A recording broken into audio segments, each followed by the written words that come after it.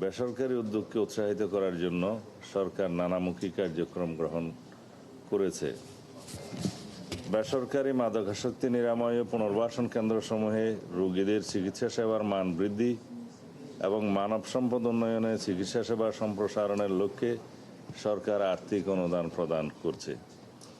চলতি 2025-2026 অর্থবছরে দেশব্যাপী লাইসেন্সপ্রাপ্ত 403টি বেসরকারি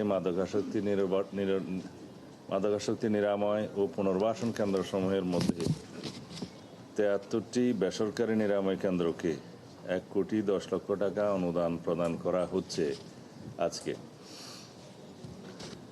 এর ফলে মাদকাসক্তি নিরাময় কেন্দ্রগুলোর চিকিৎসা সেবা আরও উন্নত হবে বলে আমি আশা করছি। পাশাপাশি বেসরকারি মাদকাসক্তি নিরাময় ও পুনর্বাসন কেন্দ্রগুলোকে অনুরোধ করছি যেন কেন্দ্রগুলো অবশ্যই সংশ্লিষ্ট বিধিমালা ও জাতীয় গাইডলাইন অনুযায়ী পরিচালিত হয়। এই অনুষ্ঠানের আয়োজন করার জন্য মাদকদ্রব্য নিয়ন্ত্রণ অধিদপ্তরকে অশেষ ধন্যবাদ জানাচ্ছি।